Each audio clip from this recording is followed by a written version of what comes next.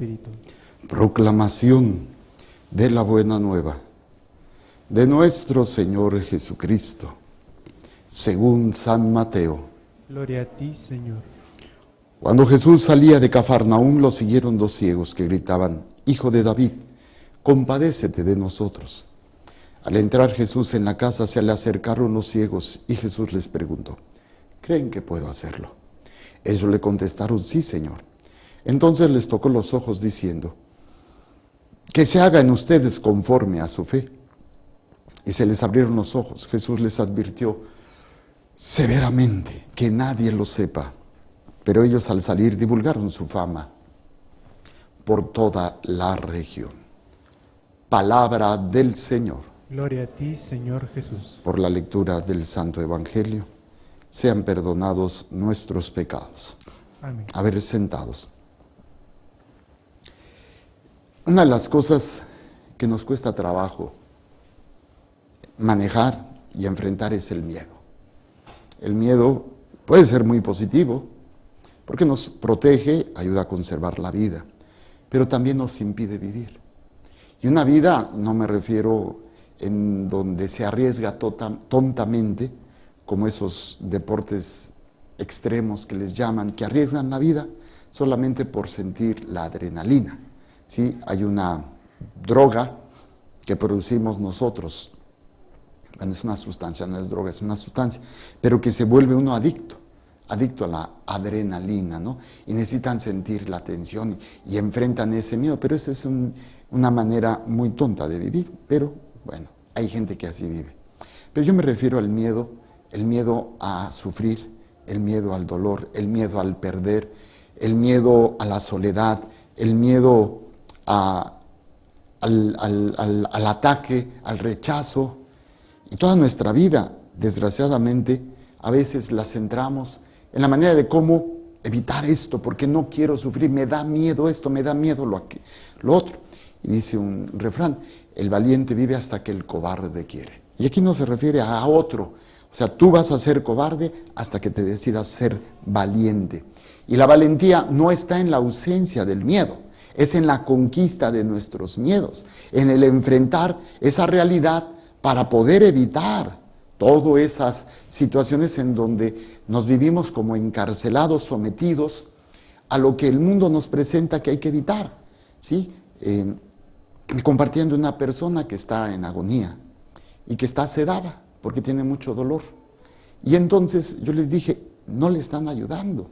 No digo que sea agradable el sufrimiento y el dolor, pero me le están impidiendo poder vivir un proceso de valentía, de enfrentarse a esos miedos, a ese proceso del sufrimiento y entender el miedo como una realidad, el sufrimiento como una realidad que puede trascender. ¿Dónde está la clave de aquellos que permanecen cobardes y aquellos que son valientes? La valentía no es la ausencia del miedo, es la conquista del miedo.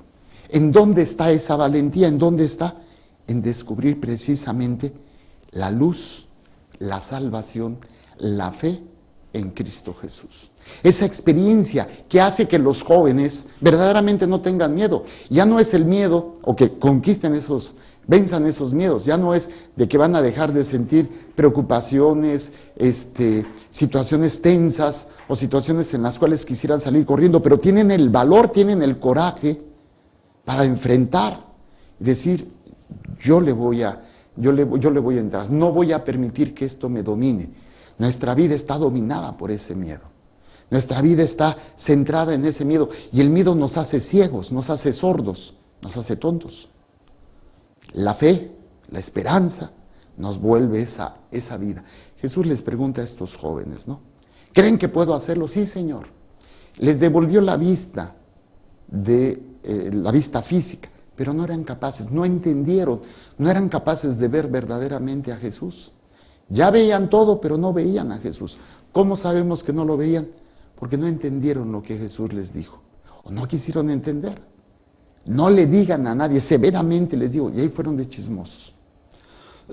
Entonces muchas veces el hecho de poder ver es no solamente la cuestión física, el hecho de poder oír no solamente es la cuestión física, Es el hecho de ver y oír la presencia de Dios en nosotros, el sentir esa realidad de ser único, de ser especial, de ser amado, y que aunque he fallado, aunque la he regado, aunque me he caído, Dios me levanta, Dios cree en mí, me dice, no te preocupes, te caíste, levántate.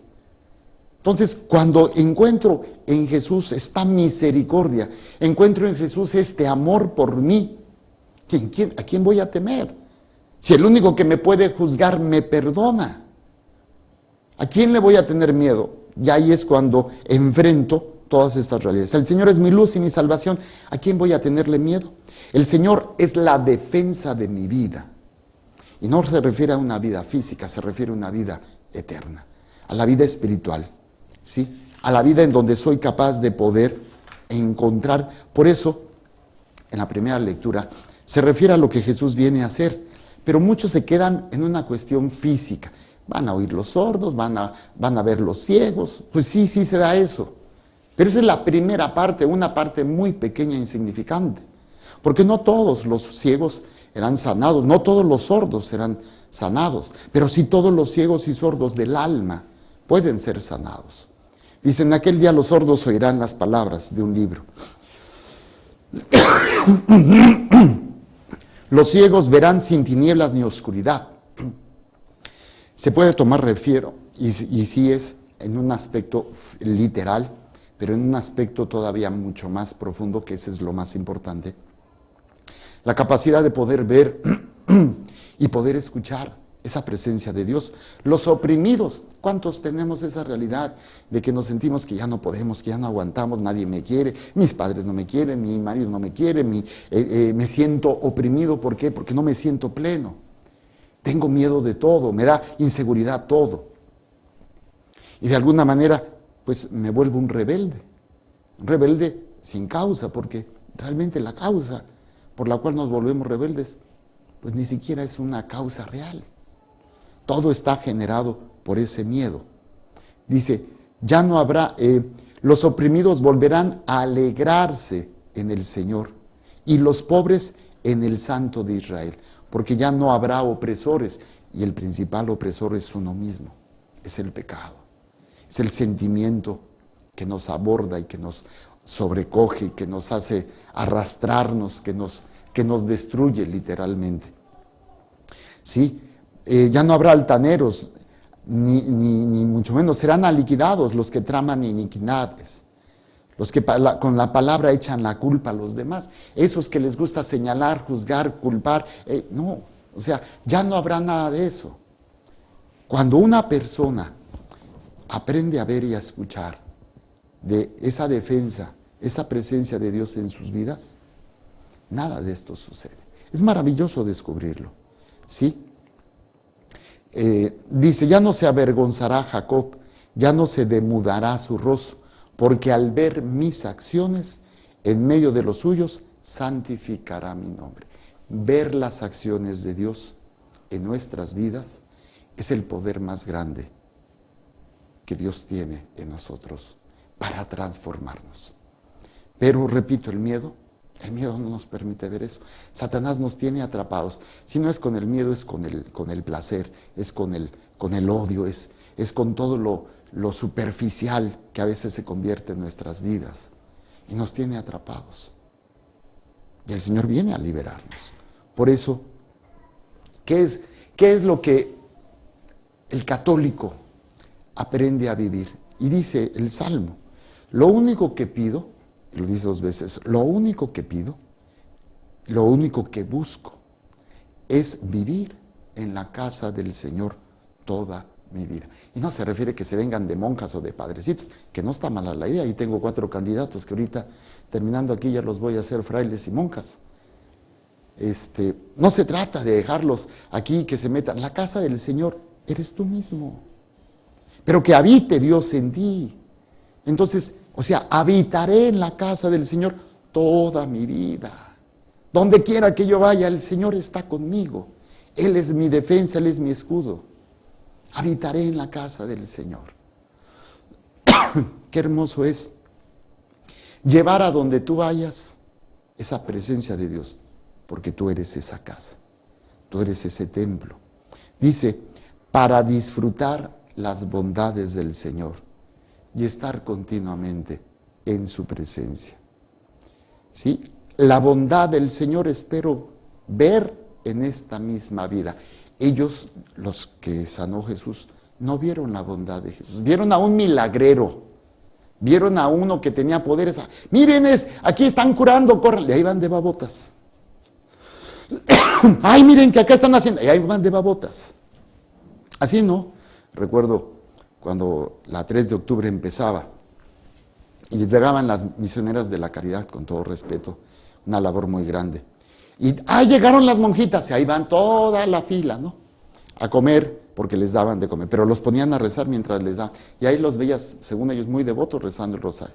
Ya se iban y luego venían los protestantes y estaban los de aleluyas. Y los mismos que estaban rezando. ¿Por qué? Porque lo importante era la tragadera. No era tanto verdaderamente ver la bondad del Señor. No, a mí denme de comer, denme de tragar. A mí donde yo me sienta a gusto, donde me den y yo me sienta, me dé placer, satisfaga mis necesidades, mis deseos, mi estar bien. Mi estar bien. Pero ver la bondad del Señor, o sea, ver su amor por mí, ese es el arma más poderosa, que puede transformar a un pecador en un hombre que lucha, en un hombre o una mujer que luchan verdaderamente. Yo no creo que haya personas malas, hay personas ignorantes, hay personas ciegas, sordas y medio tontas, porque no ven la bondad del Señor. La bondad del Señor está ahí frente. Como los ciegos, fíjense, estaban ciegos de la vista, estaban ciegos de los ojos, pero su verdadera ceguera no era física, era del alma. No entendieron, no vieron lo que Jesús estaba haciendo. Como muchos de nosotros, no vemos lo que Dios hace cuando nos perdona. No vemos lo que Dios hace cuando comulgamos. No vemos lo que Dios hace en nuestra vida diaria con tantas bendiciones y nosotros en otra sintonía. La bondad del Señor espero ver en esta misma vida. Ármate de valor y fortaleza. Ármate de valor y de fortaleza. El arma más poderosa es la bondad de Dios. No hay nada, óiganlo bien, no hay nada que pueda destruir eso. Y esto es lo que hace a un joven, esto es lo que hace a una persona poderosa. No es el dinero, no es los aparatos electrónicos, no es la fama, no es el placer, no es el dinero. Desgraciadamente, esto para que lo entiendan los jóvenes es tan difícil, porque las 24 horas al día están metidos en ambientes en donde tienes que tener placer, poder, todo esto. Y de vez en cuando vienen a misa, y peor tantito, de vez en cuando, y espero que no se estén durmiendo ahí, algunos que ya están hasta cabeceando, no prestan atención porque andan pajareando, pensando, ay, qué muchacha tan bonita, ay, ya me duele, ay, ahorita voy a hacer, ay, que quién sabe qué, andan pajareando. También los adultos, porque ahorita miren, ahí los veo y están, pero sí, en otro planeta. Es que están en la otra salita, como están pintando el auditorio, yo estoy aquí echándoles, a fin les puedo echar duro, no me ven, digo, yo no los veo, así es que no me pueden hacer caras feas. Entonces, ármate de valor y fortaleza. Estás caído, ármate de valor y fortaleza. Él te perdona. Ármate de valor y fortaleza. Él te ama, Él cree en ti. Has cometido el peor de los pecados, levántate y ármate de ese valor, de esa fortaleza. ¿Sí? La bondad del Señor.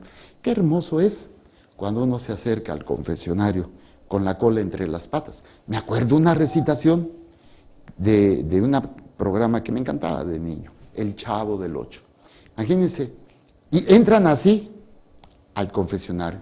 Iba el perro arrepentido, con la mirada tan triste, el hocico partido y el rabo entre las patas. Así entran al confesionario, pero salen liberados, armados de la misericordia, armados del amor, del perdón, de la presencia de Dios. Ojalá que cada uno de nosotros podamos ver, no bastan los milagros. Los milagros para muchos no sirven. Y no sirven porque no ven la realidad, no entienden, obviamente no obedecen. Qué frustrante que el mismo Jesús, haciéndoles milagros y no entendían ellos. No les digan a nadie, y ahí van de chismosos. ¿Y saben por qué? Porque el pueblo no estaba preparado, no estaba evangelizado para que entendieran la bondad de Dios. Que no, lo más importante no era la sanación física. Lo más importante no es que curar a los enfermos. Era un signo, es un signo. Pero no es lo más importante. Es ver la presencia de Dios en tu vida. Es ver su misericordia. Y por eso Él se hizo hombre. Él tomó la carne para que pudiéramos ver, palpar su presencia, su amor. Viéramos en esa realidad de su encarnación durante su vida, su pasión, muerte y resurrección, toda la bondad, todo el amor de Dios, todo lo que yo valgo, todo lo importante que soy. Pero el mundo nos ha robado eso. Bueno, no nos roba eso porque está ahí, nos roba la conciencia. Y entonces nos dejamos llevar, ay, es que yo lo quiero, ay, es que yo la quiero, ay, es que mis papás... Para agarrar los cachetazos o a las joloteras, me doy patadas en el paladar, una pamba con picayelos y no sé qué más. Pero bueno, creo que sirvió que me sintiera de la fregada físicamente porque ando con un gripón para ponerles cachetadas gualoteras a estos jovencitos y también a los adultos que hay alguno que otro medio ruquito. Bueno, pidámosle pues a Dios poder ver su bondad, donde el mundo te reta a que tienes que ser mejor y es cruel el mundo cuando no llenas los estándares que el mundo te pone. Y lo peor de todo es que aunque llenes los estándares, te sientes vacío. No te da la plenitud, no te da la madurez, no te da todo lo que Dios te puede dar. Pero es cruel, es de verdad triste que hay gente que vive en esos parámetros por toda su vida. Tienen de todo y están vacíos.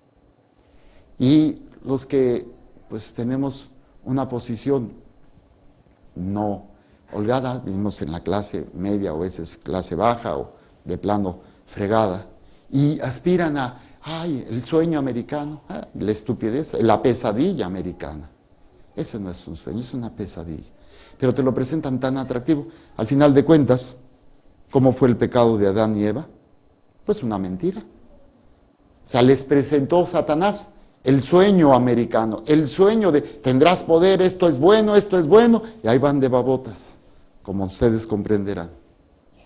Ahí vamos, no la creemos. Y vivimos de acuerdo a como el mundo nos dice, lo que el mundo nos marca, lo que el mundo nos dice. ¿Por qué? Porque eso es el sueño, y ese es el sueño de Satanás.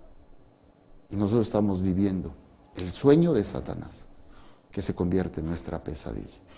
Vivamos la realidad de la misericordia, de la bondad del Señor por nosotros, de lo que Él ha hecho.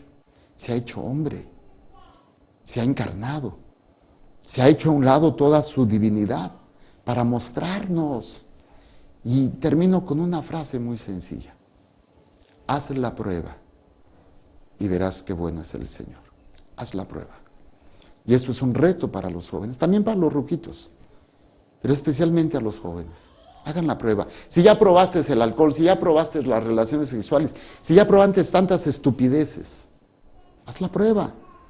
Haz la prueba y verás la bondad de tu Dios.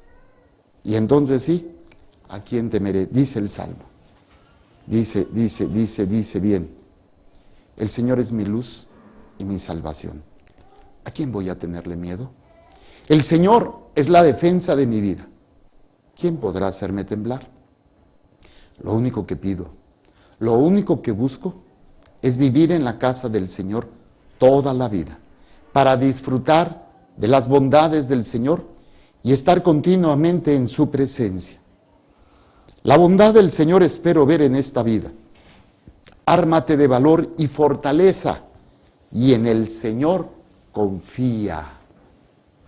Presento el pan y el vino, y las intenciones para este sábado nos unimos a los peregrinos por la conversión de los pecadores, criminales y secuestradores. Presento el